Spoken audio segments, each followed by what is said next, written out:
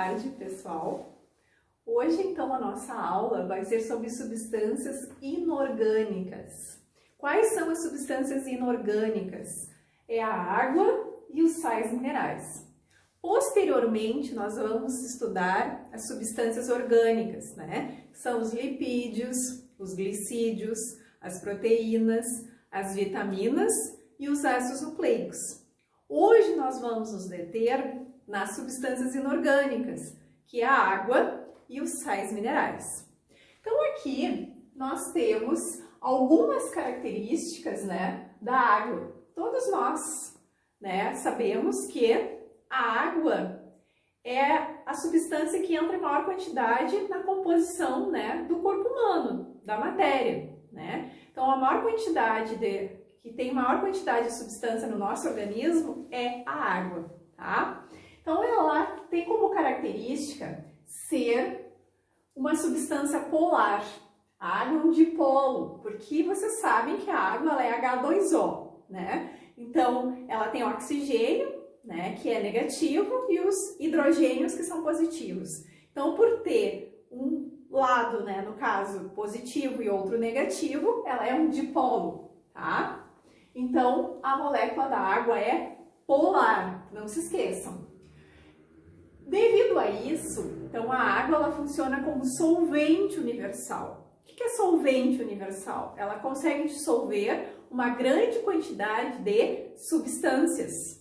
E essas substâncias, né, elas vão ser transportadas pela água. Então a água serve de transporte de substâncias, tá?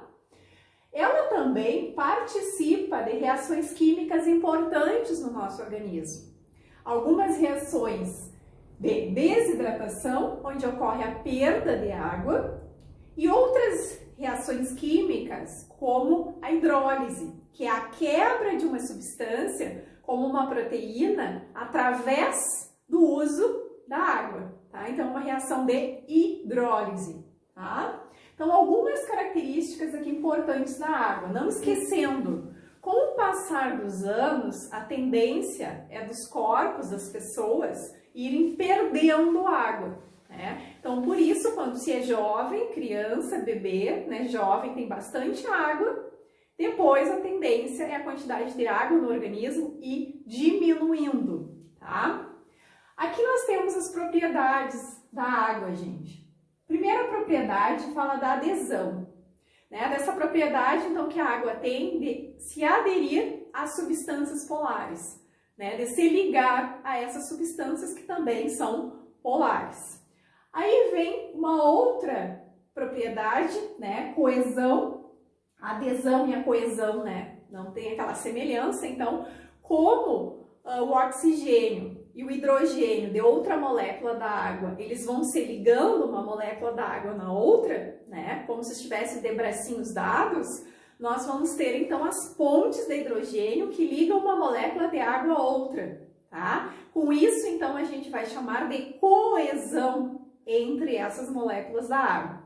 Aí vem uma outra propriedade importante, que é a tensão superficial. Por exemplo, o inseto, ele pode até conseguir caminhar por cima da água, né? Devido a essa alta tensão superficial que a água apresenta devido a essas ligações químicas, essas pontes de hidrogênio. Outra característica também é o elevado calor específico da água. Com isso, a água consegue regular a nossa temperatura corporal, né? Manter essa temperatura corporal constante, né? Por isso nós somos então endotérmicos, conseguimos manter essa temperatura corporal estável, constante, tá? Então essas aqui são as principais características da água. Aqui deste lado nós temos os sais minerais, tá? Os sais minerais, eles se encontram dissolvidos no plasma sanguíneo, nas células, tá? Ou cristalizadas, formando os ossos e os dentes. Também pode aparecer junto com uma outra substância, por exemplo, na hemoglobina, né, no sangue, e na clorofila, que é o pigmento, né, das plantas. Então, pode estar associado a essas substâncias, tá? Bom, vamos falar um pouquinho de alguns, né, dos principais sais minerais, tá? Tem outros, mas estes são os principais. O ferro, tá? O ferro, gente, ele é o constituinte da molécula de hemoglobina. A hemoglobina nós encontramos ela no sangue, né? Então, este ferro, ele é importante para o transporte de oxigênio, né? Que é feito através, então, da hemoglobina, tá? Aqui nós temos também a produção também de energia para o organismo, também importante aí.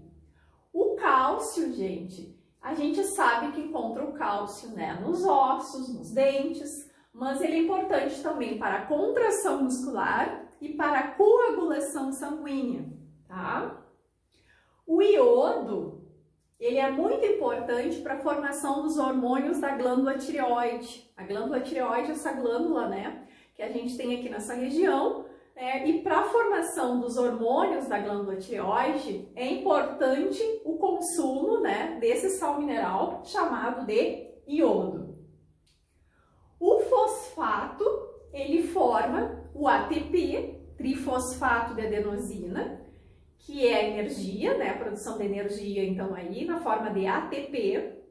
Ele entra na composição também dos fosfolipídios, então formação das membranas, né, através da formação de fosfolipídios, e também na formação do DNA e do RNA, que são os ácidos nucleicos, né, que são responsáveis então pelas características, né, pela hereditariedade, tá?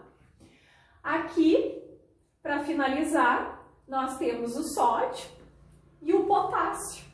Tá? Importante, então, na manutenção, né, do potencial de ação da célula, consequentemente na propagação dos impulsos nervosos, tá? O sódio, especialmente, ele também age, né, no controle da pressão arterial, né? Mais, então, o sódio, né, que vai controlar a pressão arterial. Gente, por hoje era isso. Um abraço.